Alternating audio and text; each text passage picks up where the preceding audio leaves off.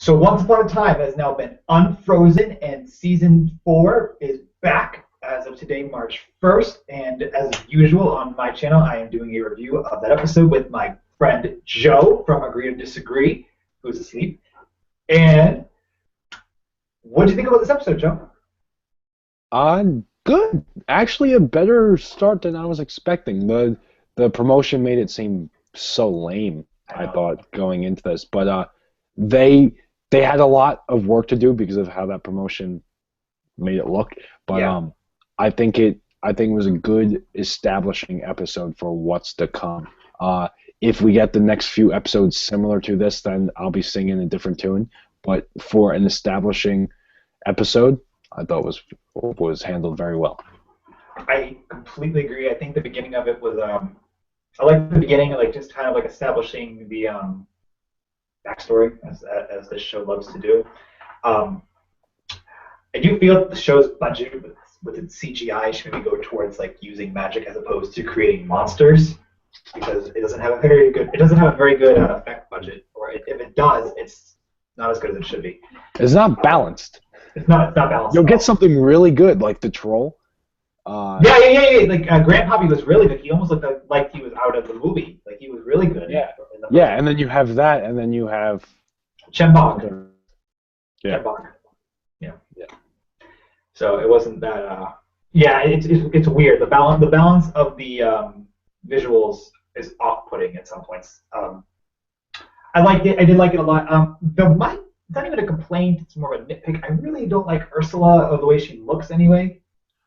I don't like. It's funny. I don't mind how she looks, especially since she didn't look like Ursula this episode. I mean, what made her Right. Ursula Story, from her look. storybook. However, I don't I don't think she fits the character. I don't know. No, she doesn't. She doesn't at all. It's either the writing or something. I don't know. I don't get it. I really don't get it. She doesn't seem like Ursula. Really doesn't. Okay, for one thing, she's skinny, which is like Ursula's like this big, heavy woman, and like this, like I don't know, she's coming in and she's just all it doesn't match. It doesn't match from what I would think of Ursula. Well, she's a God. This is what we're doing. We're describing the physical traits of. She's thick. She's thicker. So it's okay. That's not the pro. I just don't think she owns the role. I don't think the writing is there for the character. I don't think something is off with Ursula. However, with Cruella, Yes, Cruella is awesome. I really Yeah. like Cruella Deville. yeah, they they nailed Cruella.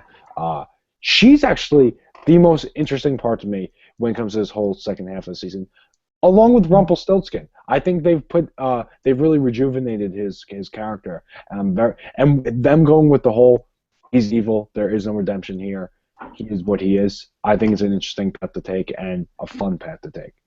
So Yeah, I mean, I still don't like him, but I'm happy to see where they're going with him, if anything. they're confident now. They know what they're doing, and they're going all in on it, and I appreciate that. That's cool. I mean, it makes for what should be an interesting second half of the season when it comes to Rumpelstiltskin. Absolutely. You know what's just so funny though is with I don't know, maybe I just like Frozen so much more that I liked every one of these stories. I like those stories a lot. But like even when this episode ended, and we'll talk about the ending in a minute, I still wasn't like, oh, I can't wait for next week. Like I'm still not being gripped like that grip that I need to truly like want me to keep. I will watch, but like I don't have like I need to know what happens right away. Like I can wait 6 days and be happy. I don't buy into the trio. I don't buy into them. We've seen them kind of been made to look like dweebs in the past with Rumpelstiltskin, where he lied to them and then they just looked like dweebs. And then now, like Ursula's working in the aquarium, like they don't seem intimidating whatsoever. They just look like dweebs. But it's So funny, you said that about Ingrid though. I mean, you said she sells ice cream, so she's not scary. But then we I ended was up really kind of liking joking. Ingrid. I was kind of joking with that though. I'm being completely serious. We see them fail. We see them fail. Right. We saw them fail the first half of the season. And we see them not fail, but they're made to look like schmucks when Rumpelstiltskin turns on them. So they just look like a trio of dweebs right now. Maleficent is dead. I mean, they just look like failures. And yeah, I mean, the villains never win, but they get it bad here. They really look like dweebs. They look like the Three Stooges of villains. And what's so funny is because in their the movies they come from, not the fairy tales, the movies they come from, they're extremely intimidating characters. Exactly, absolutely. Ursula is one of the scariest things ever. Yes, she like that. Cat Carroll and her voice acting and that entire movie. I mean, if anyone has ever seen The Little Mermaid, you as a child, Ursula can be very scary. And I mean, oh God, I don't remember her name, but the actress who's playing her, I'm not being scared by Ursula. I'm not going to blame it completely on the actors. I'm going to blame it on the character. We can blame it on the writing. You know, the writing is totally to blame. We will blame it on the character right now. There's something incredibly off with Ursula. Maleficent is just there, very bland. Meanwhile, Cruella, it seems like they're going all in with Cruella, and she comes off very cool. Still not intimidating, though. My problem with Maleficent is I believe they're using Maleficent, like I talked about at the end of the Frozen arc, is because they're hyping off the movie. I still feel like they're really hyping off of that movie still. And in Sleeping Beauty, she's just evil. Like, I don't need to see why she's like why I should feel bad for her. I'm okay with Evil Queen. I'm okay with liking Regina. Totally fine. That's at 4 seasons. Maleficent, she can just be evil. Like, I think that's okay. Cruella, she's cool but not intimidating. I really liked when they meet each other at the beginning of the episode and she breathes onto the dogs, how it's yellow like in the animated movie, which I said to you when we were talking about it during it. I thought it was kind of funny. A nod back to that. And then it's funny what they did with Cruella. She's still very much her character, yet they gave her the power of persuasion and they made her a Jersey housewife pretty much. Yeah. And now it makes you wonder, like, how we know how Maleficent got to Storybrooke, and we don't even know if what her state is. Granted, they said she was dead at the end of this episode, but we're like how the other two got there, and how Cruella became a housewife, and how Ursula became a fish keeper.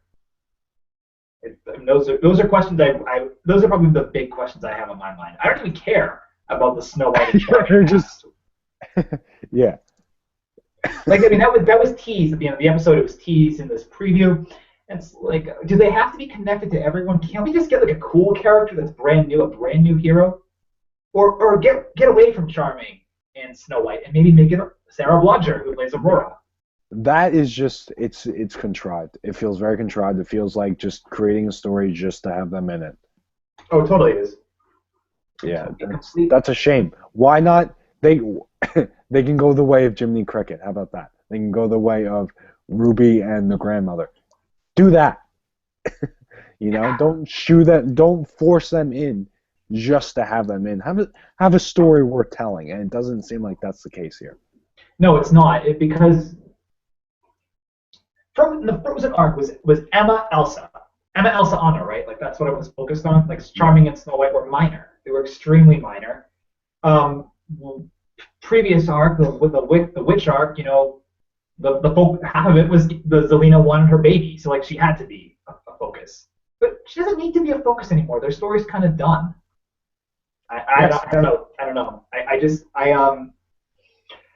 Whatever past they have with Cruella, I'm sure it's interesting, but at the same time, like, I care more of how Cruella got to New York City than anything else. I think I think that's what I like to know. I don't care about the past of Snow White and Charming. They're done. They're boring. They're bland. It's a shame because I'm already over the trio. And I said this was a good establishing episode. They did good to introduce everything, even if there are some problems, especially with Ursula, the intimidation factor just not being there when it comes to the three of them. Nonetheless, it was still a good establishing episode. However, I'm not buying into the villain at all. I said that with the Snow Queen for a while, but you know what's funny though with her is she felt. I mean, you left Ingrid, right? Because I very much like Ingrid. Yeah. But like, she actually felt threatening at one point especially when she went up against Rumpelstiltskin and she touched him. And she said, like, I could cover this place with your bones. And I'm like, okay, she's cool. She's intimidating. Plus, I also love the actress. so it helps there. Um, I don't know. I'm not on board 100% with the trio, but I'm also really curious like why the writers decided to go the route of Fantasia, this with the hat particularly, and then having the sorcerer and the author now be two separate people, and then having Chenbog, who's this really scary villain, get destroyed so easily. What was character's name Chembog? Chenbog, I'm saying it incorrectly. I've never seen Fantasia. I just know where he's from. He's from the short Night on Bald Mountain, and he's like this just terrifying demon named Chenbog. Okay. And I mean, the short might be 15 minutes long at the most, but like if you ever see it animated, he's extremely terrifying. Like he was very scary, and I don't know, like he could have been. I feel like they could have done a little bit more with that, or not even have included it. But I guess that we're getting everything Fantasia as well this season, because the sorcerer's hat, the walking broom.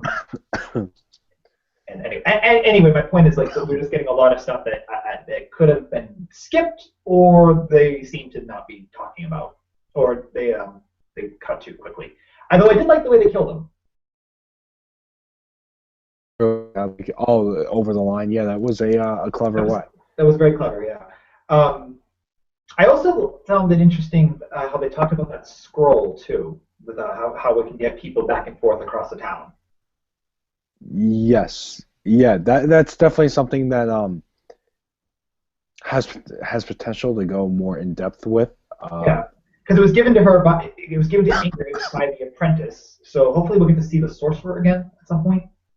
I'm pretty sure we will. They keep hyping this up. The sorcerer, the author. I'm sure we're going to get to see all of this eventually. I don't think they just hype it up and never deliver. It's Odin. Oh God, don't even. Yeah, you got mad at me the other day when I was talking about that. Yeah, they'll go from the trio to Loki. Oh, that would scare me. I told you how it would happen, and it could happen. It could happen. We'll see. But we'll see. We have a question. We have a question below. Sure. From Josie Kinghorn, she says, "Do you think Rumpelstiltskin will ever fully change and go to the good side?" Then she goes, "I think that if he wants his happy ending, that he has to put in the effort to be good." No. Yeah, I don't think he'll ever be good either. No, and that's the fun part. They teased it for a long time, and then they completely went, no. They answered the question for us. No, he's bad. He has no redemption. He is who he is. And the fact that they're committing so well with that is really fun because of how much they teased it just to give us this concrete answer, no. Meanwhile, on the other side of the coin is Regina, who is like best friends with Emma now. Yeah, so, which I really like that friendship. Like Emma, Elsa, Emma, Regina, I'm totally on board with both those friendships. Like they were great. But that is interesting because I know for me, I thought the opposite in the beginning of the show. Oh, we didn't think they would get along ever. In the beginning of the series, when they started teasing after season whatever it was, where Rumple and Regina could be going good, right? I thought it was gonna be Rumple, and Regina I thought was gonna go back to being evil. So really, this has been such an interesting progression for both characters, and for them to kind of get their concrete. Regina's isn't as concrete, but it seems pretty concrete. It's not set in the author's book, but it seems like wet cement. It seems like it has potential to dry, but something could happen. I mean, the only problem I can see. All right, I said I wasn't interested in Snow and Charming's backstory with the three of them, but I am interested in what will be happening with Regina and the other three. Like that could be a cool story. Yeah. And there's one more thing that I had wanted to say. Did you see the promo for this episode that aired during the Oscars? Yes. Where he said for the three of them to get their happy ending, they have to turn Emma evil. Yeah, and then you see Emma give a evil smile. Yeah. Yes. Exactly. Which I thought was good. And that actually got me excited for this. But Rumble talked about that very quickly, where he said how Chembog was going after Emma, like after Regina pooped out of the car, he still stayed attached to it because he feeds on those who are dark, and then like I'm glad that like that even came up in like the first premiere in the first episode of the season. I mean, I don't know, like heroes going evil and then whatever. I mean, it's been done in many things. It's kind of cliche, but maybe the show will make it well. Do it well for them. I don't know. I think I don't think it's interesting. I think since you put it, it's a cliche. I don't think it's really viable here. I don't think it will work. I definitely don't think it will work with her. Yeah, I don't think it will. I don't think anyone will be taking this seriously. You know, if she becomes evil, I mean, as Jennifer Morrison, as talented an actress as she is, I mean, if she's really going to go from being like the good overprotective mother to being like this evil dark woman, I can't imagine it. Well, it's not only that, but I don't think anyone believes the character Emma going evil.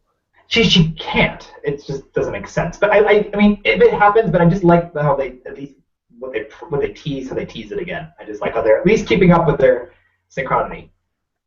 Unless they want to go Star Wars route, since they have Star Wars now, and make Emma's Vader. Emma's well, Darth Vader. In the sense that she's the savior, and then she ultimately is the false hope, and Henry is the savior, and then.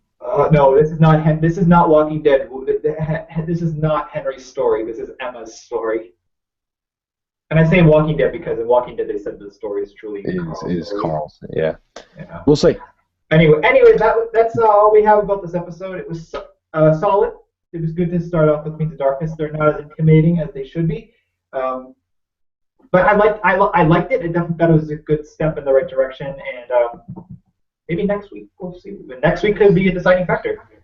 Yeah, and as of right now, even though she's not intimidating, Cruella is, in the words of Massachusetts, wicked cool. She is. Hey, yeah. she's wicked cool, and she definitely looks like they pulled her out of the movie, just like how they pulled absolutely. Her. Totally pulled her out. The look is awesome. When she was in the garage, that was a cool moment. Oh yeah, when she snapped the car to come back up, or when she took the jacket. The jacket. The jacket. She's like, that's mine. Yeah, that was cool. Yeah. Totally agree. Yeah, I'm happy with Cruella. I think the actress is Victoria Smuffet. Yeah, Smuffet. Yeah. Has Smuff in it. Yes, it does. I think she.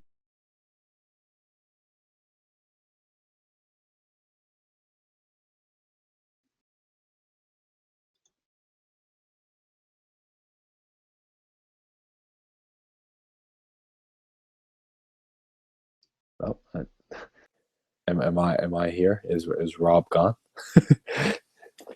Am I live? Hold on. Technical difficulties. If I am, I don't even know if anyone's listening right now. I don't know if I'm live.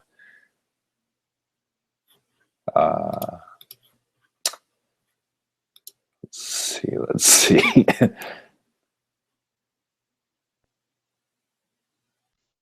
Oh, yep. I think I am. Oh, there we go. I don't know what happened. I'm very sorry about that. But at least we were at the end of the review anyway. So thank you, Joseph, for not leaving leaving it that fast.